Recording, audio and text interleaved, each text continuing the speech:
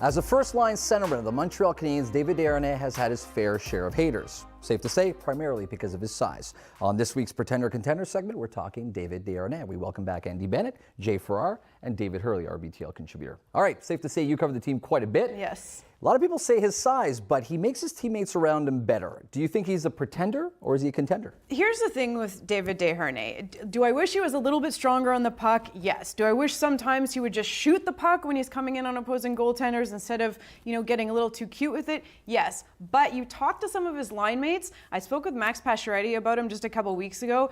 Tape-to-tape passes, there are very few players in the NHL that can get a tape-to-tape pass the way David Desharnais does. And one of the things his line mates love about him is that not only can he land a pass right on your tape, but he keeps the puck flat on the ice. I mean, there's a lot of things that happen that, we don't see sometimes. That can be accounted for through points, right? Exactly, right. And these intangibles. And points, I mean, he had 50-plus points last season. Yeah, so but then again, he's gone missing for 11 games this season where he hasn't had a single point. David Desharnais has a history of not showing up for a lot of big games. Yeah, but if you can not show up and still end the season with 52 points, well, then number one centerman shouldn't finish. Like last year, he finished 26th in the league in centerman in scoring. You're with calling 52. him the number one center. Thomas Plekanec might have something to say about him. Have more points than him, and they both should play center. And I think Galchenyuk should eventually get that role. Not next year, not the year after. He should get it now and move David Desharnais. I'm not a fan. His playoff performances have been inexistent.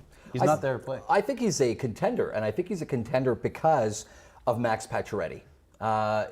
Max alone, if you take a look at his 5-on-5 goal scoring capability, he's only one goal behind Corey Perry over the last 4 seasons.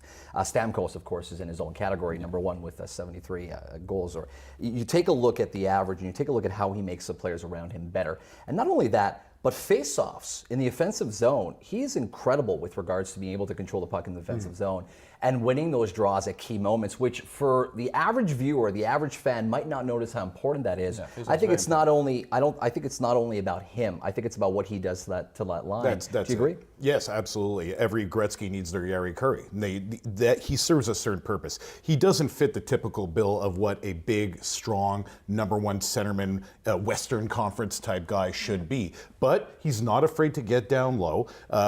It does cost him the puck at times. We saw in the series against Boston, he was literally knocked off the puck dozens and dozens of times, and that hurt Pacioretty's performance as well. But in the end, like Andie says, he gets his 50 points, and right now the Montreal Canadiens are the best team in the NHL. But is that not a worrisome, though, for the Western Conference? You talk about the Western Conference and how they've dominated the Stanley Cup, right? Over the last 13 years, what have they won? 11 times? Or 12? Very close to probably 11 out of 13 times. Right. Bottom line is that we talk about the regular season, that's one thing. Tape-to-tape pass is the whole 9 yards. But you need a little bit of grit. You need that physical presence. That's the only thing that I would think is a pretender for me, is really about his size. And that's why so many people hate on him for that. Right? Everybody wants to have a big centerman, and people always talk about that with the Canadiens. Oh, we want a big center. Every team in the league wants to have a big centerman. There aren't that many of them. That's the problem. And yes, you look at a team like the LA Kings, sure, they've got 4. They have San Jose, you have LA, you have Anaheim. Embarrassment of riches. And I understand that, but when you look at how can you complain about a team that's leading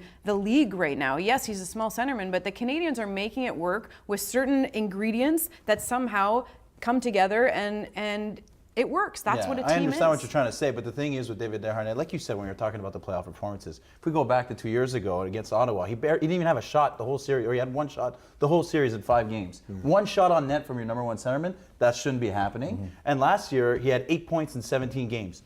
Not that I understand that the pressure's on the number one line and they always have the big Ds that they're playing against, but at a certain point, you got to be starting to do something. You're always going to be able to. I still think you should give the opportunity to somebody else. He's there to get 67 going. That's his absolutely. prime purpose. And I'm not saying that. And he's doing a fine job at it. Well, 67's been doing a lot of lobbying for him. So, and answer questions in French in the locker room. Let's not forget David Desharnais. Yeah, he helps out with that as well. And by the way, I wasn't calling Pacioretty Gretzky at all, but I was totally calling Desharnais Jari Kurri. Okay. Boy, that's too much love for Desharnais on that one. I wouldn't call him Jari Kurri.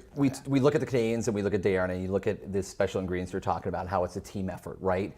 It just seems as if there's a missing link in the playoffs with regards to having that big line centerman.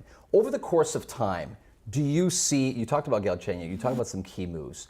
Do you see Desharnais, it's been 4 years now, he's the first line centerman on the Montreal Canadiens. Do you see a change happening? You cover this team inside and out. Do you see a changing of the guard happening right now? Or do you think Thierry really believes in David Desharnais is going to roll with him? You know, I do think the team believes in David Desharnais. I think they're gonna stay with him. But what I do see is not a change in the guard, but I see a team that is very quick to respond, not in a panicked way, but I like the way the Canadiens address their needs. Look, the power play was horrible. What did they do? They went out and they got Sergei Gonchar. Bam, power play is going. And I'm not saying that's 100% because of Sergei Gonchar, but they've addressed needs pretty quickly. Yeah. Pretty quickly, and you've seen an effect straight away on the team. So I think they have their guys right now. I think they have their core. I think they have an idea of this identity that they want to have for their team, and they're making it work. And they will address certain things that need to be tweaked as they need to be going forward. Well, you get final thought. It was great to welcome you both. Where people want to catch you, where can they find more information about you and some of the sports you cover? Well, definitely on Twitter, so at Andie CBC, and on CBC Daybreak on every morning on 88.5. Great to welcome you. Thanks for taking the time. Thank Jay, you. where can people catch you and some of the antics that you're up to?